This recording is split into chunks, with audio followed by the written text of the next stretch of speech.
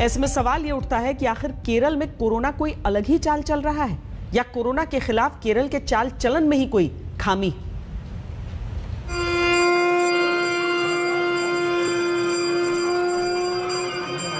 Corona के पंजों में जकड़ता केरल। भारत के 50% कोरोना केस का गढ़ केरल। एक दिन में 22,000 से ज्यादा कोरोना केस का रिकॉर्ड बनाने वाला केरल। 12% से ज्यादा पॉजिटिविटी रेट वाला इकलौता राज्य केरल। देश के 1/3 से ज्यादा एक्टिव कोरोना केस वाला राज्य केरल। जब देश दूसरी लहर से निकलने के रास्ते में है, तब केरल तीसरी लहर के भंवर में फंसा हुआ नजर आ रहा है। केरल में 1.2 के आसपास चला हुआ है। Again it shows that virus replication is going on, chains of transmission are going on. Bharat के आधे से ज्यादा कोरोना केस अकेले केरल में सिमट कर रह गए हैं और चिंता की बात यह है कि पिछले 4 हफ्तों में वहां कोरोना केस लगातार बढ़ रहे हैं।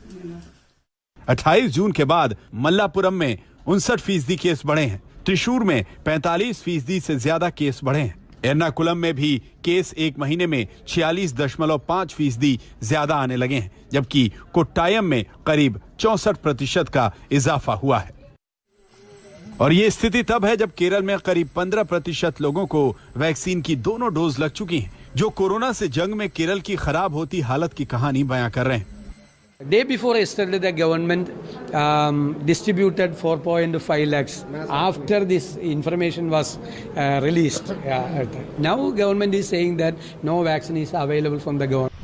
केरल में कोरोना का जो कहर दिख रहा है, उसकी वजह ये भी है कि हाल के दिनों में केरल में सुपर स्प्रेडर इवेंट देखे गए। केरल सरकार ने 21 जुलाई को बकरीद के मौके पर कोविड गाइडलाइंस में 3 दिन की ढील दी और कोरोना के घटते केस तेजी से उछाल मारने लगे।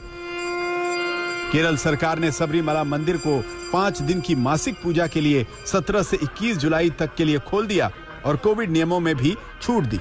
और फिर इसका असर जैसे ही केरल की कोरोना टैली पर दिखना शुरू हुआ, बीजेपी को विजयन सरकार पर तंज कसने का मौका मिल गया।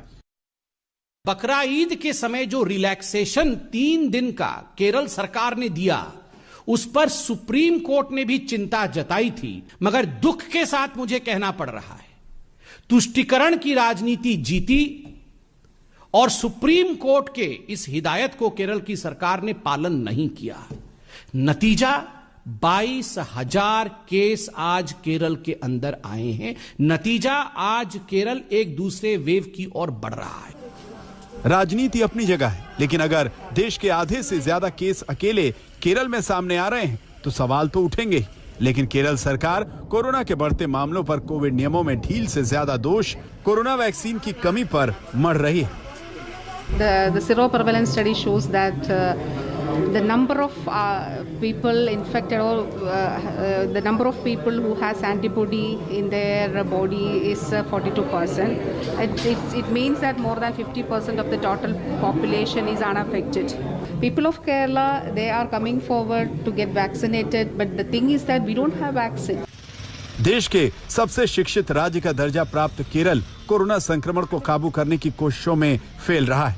यह सिर्फ केरल की हार नहीं है, बल्कि कोरोना से जंग में पूरा देश पिछड़ रहा है। आज तक ब्यूरो।